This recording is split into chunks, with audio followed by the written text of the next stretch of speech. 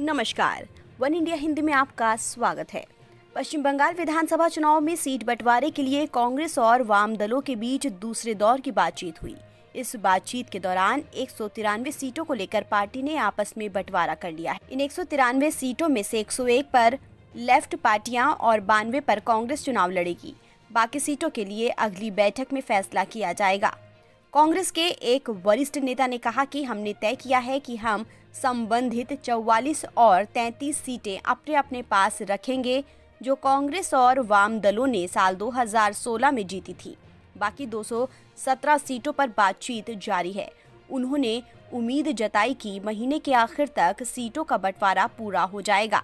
वहीं कांग्रेस के प्रदेश अध्यक्ष अधीर रंजन चौधरी ने बताया कि चुनावी गठबंधन के लिए ये एक बड़ा फैसला है।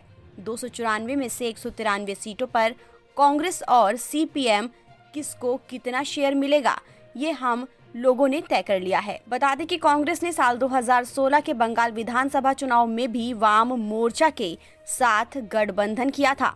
इस चुनाव में माकपा 148 सीटों पर चुनाव लड़ी थी और 26 सीटों पर उसे जीत मिली थी, जबकि कांग्रेस ने 92 सीटों पर चुनाव लड़ा था, जिसमें से 44 सीटों पर जीत मिली थी।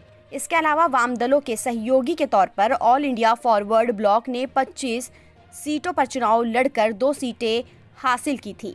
सीपीआई 11 सीटों पर चुनाव लड़कर 1 सीट जीती थी। इसके अलावा रिवॉल्यूशनरी सोशलिस्ट पार्टी 19 सीटों पर चुनाव लड़कर 3 सीटें जीती थी। इस तरह से देखें तो साल 2016 के विधानसभा चुनाव में कांग्रेस वाम मोर्चे के गठबंधन में सबसे ज्यादा फायदा कांग्रेस को ही हुआ था। कांग्रेस पार्टी ने मात्र 92 सीटों पर चुनाव लड़कर 44 सीटें जीती थी, जबकि वामपंथी दल 202 सीटों पर चुनाव लड़कर मात्र 32 सीटें ही जीत पाए थे। 44 सीटें जीतने के कारण कांग्रेस को विधान सभा में मुख्य विपक्षी दल का दर्जा भी मिला था। इसके बाद कांग्रेस और लेफ्ट का गठबंधन टूट गया था और साल 2019 के लोकसभा चुनाव में दोनों पार्टियां अलग अलग चुनाव लड़ी थीं। फिलहाल इस खबर में इतना ही। देश और दुनिया की तमाम खबरों के लिए आप बने रहिए वन इंडिया हिंदी के साथ।